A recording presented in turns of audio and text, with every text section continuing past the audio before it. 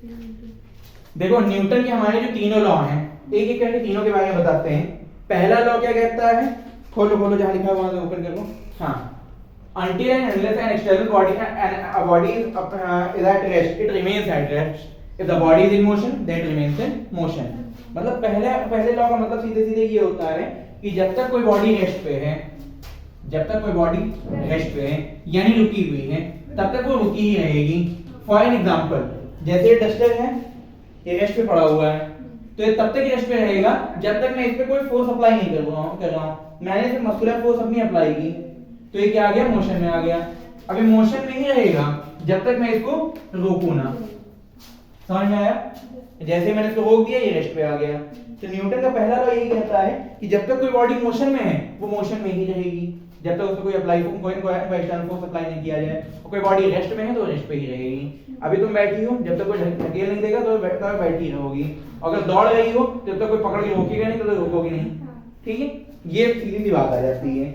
अब आ जाते हैं सेकंड लॉ पे। सेकंड लॉ क्या कहता है, the rate of change of momentum is directly proportional to applied unbalance force the direction of force. ठीक है, मतलब देखो मोमेंटम की बात यहां आ जाती है। मोमेंटम वो होता है the force applied to stop a moving body. किसी भी मूविंग बॉडी को स्टॉप करने के लिए जो भी फोर्स लगता है उसको क्या कहते हैं, मोमेंटम कहते हैं। ठीक है, समझ में आ गया मोमेंटम। मोमेंटम को p से डिनोट करते हैं, p बराबर mv, मास इनटू वेलोसिटी। कहीं लिख लो, p is equal to mv। जैसे देखो देखा होगा, रेस में दौड़ते दौड़ते आ रहे हैं, कोई आया सामने से रोका तो क्या लगा रहा है, वो मोमेंटम लगा रहा है। आंसर मैच लो।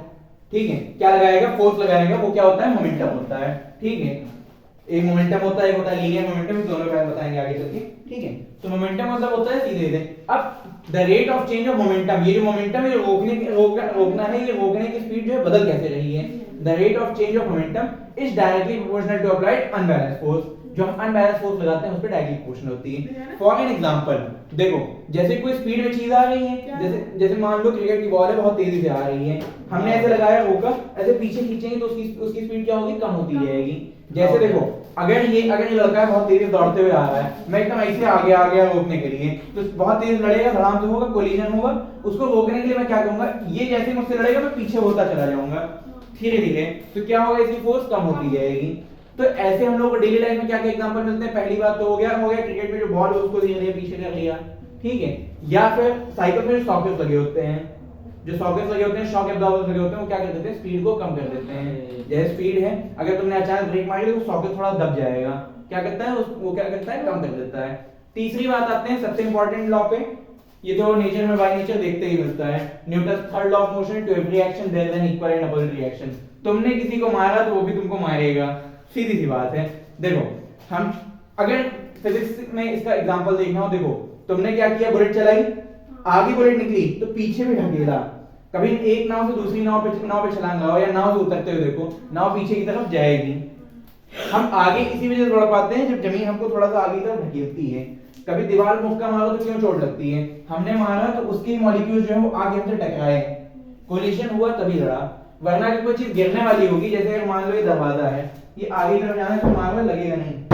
अगर ये रुकने वाला होगा तब मारोगे, तब इसके मॉलिक्यूल्स फीडबैक करेंगे। तो to every action there is an equal and opposite reaction. हर चीज का इक्वल और अपोजिट रिएक्शन होता है। क्रिया और प्रतिक्रिया का सिद्धांत इसी को कहते हैं।